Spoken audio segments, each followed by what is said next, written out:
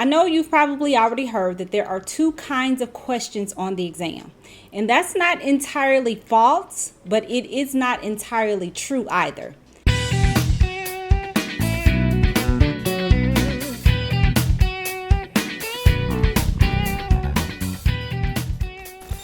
Hi, I'm Angela Murray, SHRM SCP, SPHR, and your favorite HR exam coach.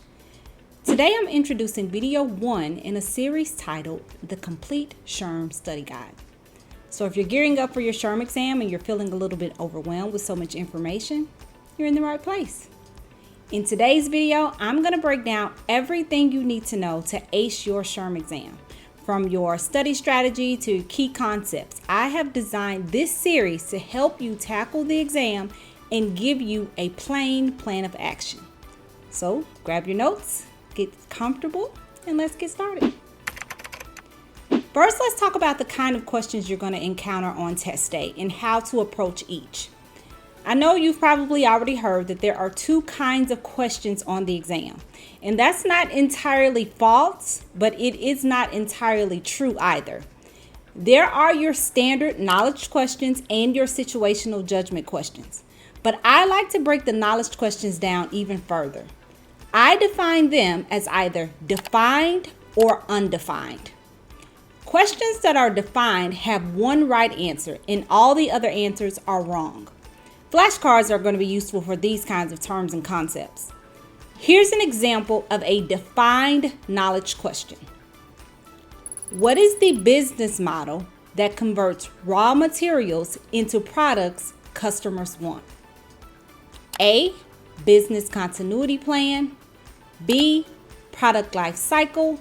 C, value chain. Or D, business case. You see, this question has one right answer, and that answer is C.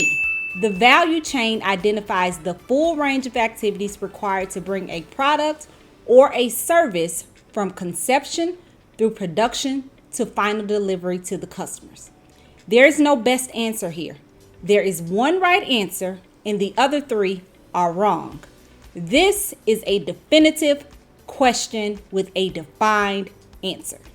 The second kind of knowledge question is undefined. Undefined knowledge questions have a best answer and often one or two good answers similar to the situational questions, but there's no scenario. These are concepts that you won't learn using flashcards.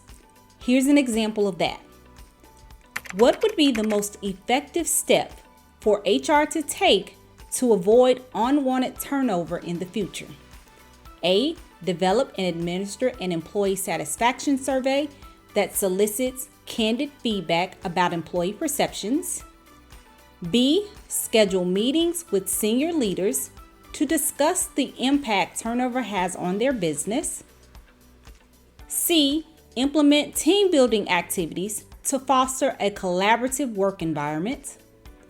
Or D, conduct interviews with senior leaders about why they think turnover at the organization is so high. This is a knowledge question, but the answer is not concrete.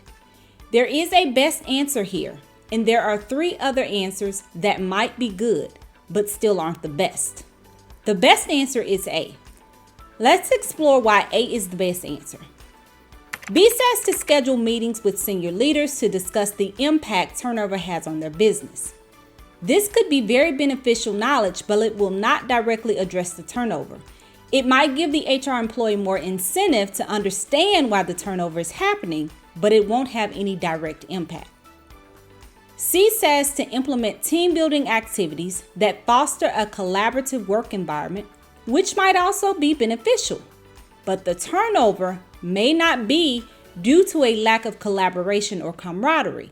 It might be due to working conditions or pay or managerial actions. So this doesn't provide the information that the HR employee needs to get to the root of the problem. D says conduct interviews with senior leaders about why they think turnover at the organization is so high. Leaders have their perspective and employees have theirs. The employees are the ones leaving the organization, so the best group to ask why they are leaving is the employees.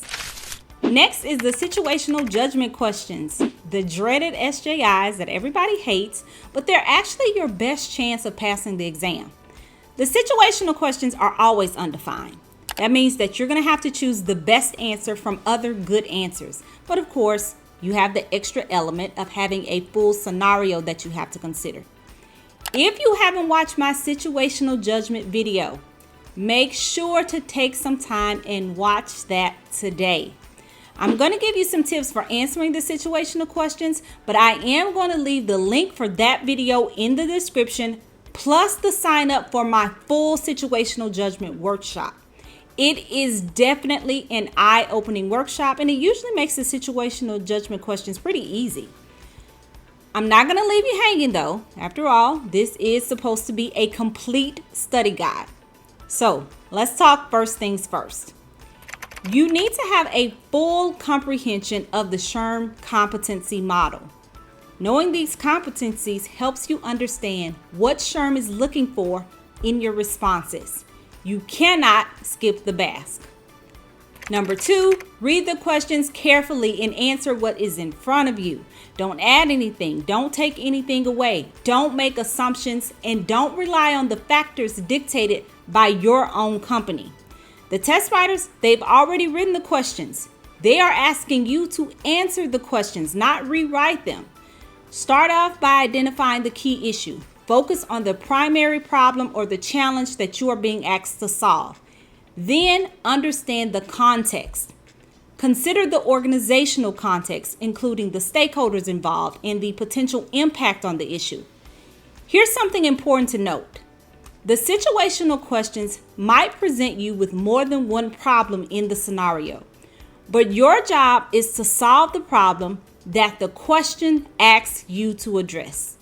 The other problem is usually a byproduct of that, or vice versa. Number 3, use the STAR method. Situation, analyze the situation given. Task, determine what needs to be done or the problem solved. Action, consider what actions are possible given any constraints or any information from the scenario. And result, predict the potential impact of those actions and if they solve the problem presented. If you use these tips, you are sure to ace the situational judgment questions. Now, I'm going to wrap things up for tonight. Again, this is just video 1 of this complete study guide.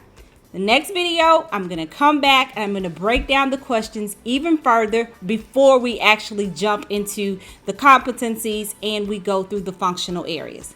So don't forget to subscribe, like, so that you can get notifications of the next video. Bye.